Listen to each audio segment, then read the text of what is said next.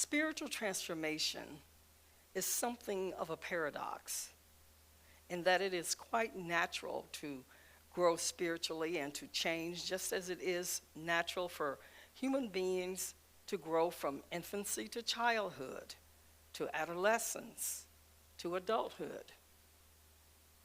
Transformation is change that is beyond our worldview and is part and parcel to all religions. The divine lies within us, and the process of transformation is metaphysical. However, if the conditions are right, through nurturing, our awareness of spirit will grow and flourish. However, the physical and metaphysical spiritual transformation is as paradoxical as the process by which an embryo is formed in its mother's womb. While human beings have their part to play in conceiving and giving birth to children, and even though we think we understand certain physiological facts about conception, there is something that remains a mystery. The process of conception and birth is always a miracle, every single time. It is the same with the process of metamorphosis, to which is referred to the Romans from Paul in chapter 12, verse 2. He says, and I quote, "Do not be conformed to this world, but be transformed by the renewing of your mind." End of quote. Metamorphosis comes from the Greek word metamorpho, referring to the process by which a caterpillar enters into the darkness of the cocoon in order to eventually emerge changed, almost beyond recognition. Through the process of metamorphosis, the caterpillar transcends to its previous existence to take on a completely different form with a completely different set of capacities. The caterpillar's transformation seems to have little to do with cognitive understanding about the process of metamorphosis. Something more primal and spirit-ordained is at work. Both the formation of the embryo in its mother's womb and the transformation of a caterpillar in the cocoon are natural phenomena in the physical world. But there is something about both that is a God thing. These metaphors place the process of spiritual transformation squarely in the category of what we call mystery, something outside the range of a normal human activity and understanding that can only be understood and brought about by divine activity. One of the 6 sources of our faith, Unitarian Universalists, affirms mystery. And I quote, "Direct experience of that transcending mystery and wonder, affirmed in all cultures, which moves us to a renewal of the spirit and an openness to the forces which create and uphold life." End of quote. Now, if we are not comfortable with the mystery, we are not comfortable with the very words that we Unitarian Universalists profess.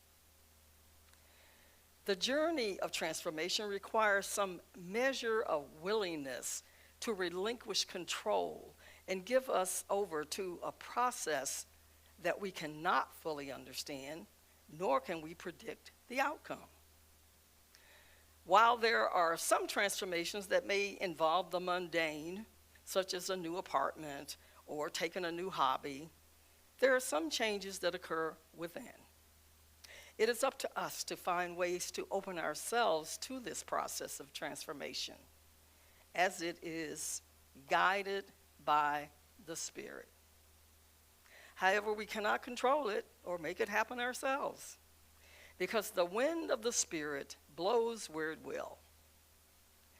That means entering into the realms of the unknown And more often than not, the thought of change evokes feelings of discomfort and fear, even when the change is desired.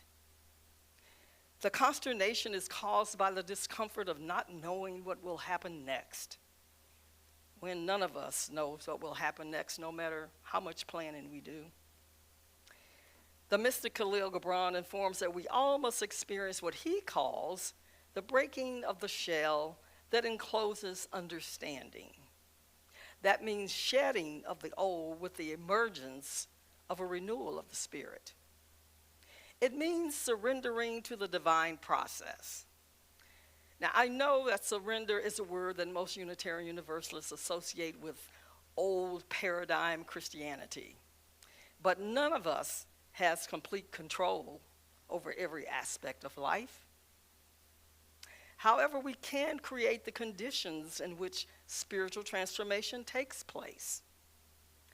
This is where spiritual practices come in. Spiritual practices are not ways to prove our spiritual superiority to others. They are not a self-help program by which we take control of our journey and change ourselves. Rather, they are concrete activities that we engage in to make ourselves available for the work that Spirit can do. That's why transformation holds a wide embrace for personal renewal that come with healing and wholeness. With spiritual transformation comes a deeper, more joyful, peaceful, loving approach to relationships with others and the holy. Sometimes we cling tenaciously to our habitual ways of doing things, resisting anything new through indecisiveness and fear. That refusal to admit change into our lives is a major obstacle to transformation. Moreover, the primal emotion of fear is meant to keep us from harm, but it is the deep inward fear preventing us from becoming our integrated selves in a reflection of our image of the holy through transformation of the spirit. The people who come into our lives help us transform as we intersect and journey together for a while with some and longer with others. We have highs and lows, and hopefully we're able to share these as well as the joy and pain that occur along the way. Moreover, the primary goal of communities of faith is about transformation. We're here to help grow our souls together.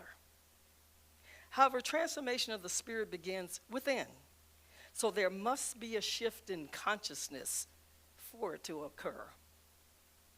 Spiritual and moral transformation helps deepen our faith. And just as we release that which no longer serves us physically or emotionally, letting go of excess baggage, spiritual transformation helps us become more sensitive to the energies around us as we become more caring, loving, and compassionate. Primarily, my spiritual journey deepens through meditation and prayer. Discovery of reflections written by various authors also helped me along the way. I was drawn to the divine feminine very early in life as I was exposed to stories about the lives of Christian mystics, such as Teresa of Avila, Hildegard of Bingen, and Julian of Norwich.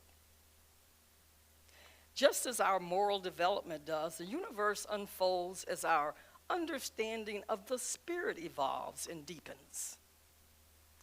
In describing the evolution of moral and spiritual development, author Ken Wilber offers 4 major stages: cleaning up, growing up, waking up, and showing up. Cleaning up is mostly about the need for early impulse control and creating necessary ego boundaries so one can actually show up in the real and much bigger world.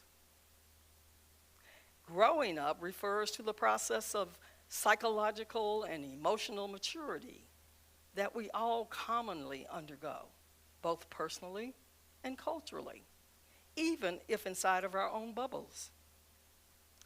But the social structure that surrounds us highly influence, strengthen, and also limit how much we can grow up and how much of our own shadow self we will be able to face and integrate. Waking up refers to any spiritual experience which overcomes each personal experience of the self as separate from being in general. It should be the goal of all spiritual work, including prayer and any type of religious services. Showing up means bringing our heart and mind into the actual suffering and problems of the world. It means engagement, social presence, and a sincere concern for justice and peace for others beyond our small selves. The process of true change takes place as we are weaned from our love and worship of self, that of the ego, and our hearts become open. We need to ask ourselves, do I really want to change? Or am I content to remain as I am? How important is spiritual transformation to me? What price am I willing to pay to be transformed? Lyle Schaller, author of Discontinuity and Hope, suggests that when we're faced with the challenges of change, that we ask ourselves whether we see the change as a source of hope or despair. The way in which you see these challenges will be determined by the way you see yourself as living under the threat of change or looking forward eagerly to the hope of change. Feeling the challenge means that we are connected to the world with our dreams, visions, and with our strengths. As Richard Foster, author, theologian in the Quaker tradition, describes it, and I quote, "Spiritual disciplines are the main way we offer ourselves to the holy in service. We're doing what we can do with our bodies, our minds, and our hearts. And Spirit takes this simple offering and does what it wants, what we cannot do, producing with us deeply ingrained habits of love and peace and joy in the Holy Spirit," end of quote. Now, when I read that, it reminded me of something that my supervising mentor, Reverend Bruce Southworth, said to me during my internship, and I quote, he said, "Prayer doesn't change things. Prayer changes people, and people change things," end of quote.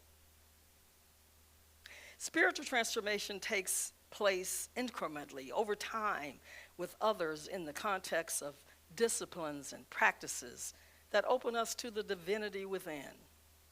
In general, while we are still on this earth, our transformation will happen by degrees, and we need each other in order to grow. In the contemporary society that we live in, we're torn apart by fears and threats from everything, including the latest virus, to political bipartisanism. Freedom of choices and everything from our style of preaching and worship to the people that we choose to love and marry. Is it any wonder that in all of the chaos, we lose all sense of who we truly are, allowing our sparks of light to become shrouded in fear, despair, and hopelessness as we lose sight of our connection to the higher self? The poet Ralph Waldo Emerson informs that within each of us lies the soul of the whole. Therefore, it's our choice to signal spirit that we are willing to choose transformation. When we cease resisting and regarding change as an opportunity to grow, we often find ourselves far from being helpless in the face of it. But to make change work for us, it's necessary to look at situations constructively while looking at the benefits of transformation. While our spiritual practices certainly include private disciplines, such as prayer and meditation, self-examination, retreats, or spiritual direction, to be effective, they must also include disciplines in community, like corporate prayer and worship, hospitality, caring for those in need, spiritual friendship and direction, and disciplines of engagement with the world, such as evangelism, caring for the poor, compassion, and justice. As Unitarian Universalists, our journey is to transform. Universalism means no one is outside of the circle of love, and no one is disposable. Our journey is to transform the big and the small, to transform ourselves, and to transform the world. We struggle for liberation from the violence of white supremacy, sexism, ableism, classism, and heterosexism. Our covenants mean we make promises to our communities to honor love and justice above all else. We stubbornly seek out the spark of the divine in each other, no matter what.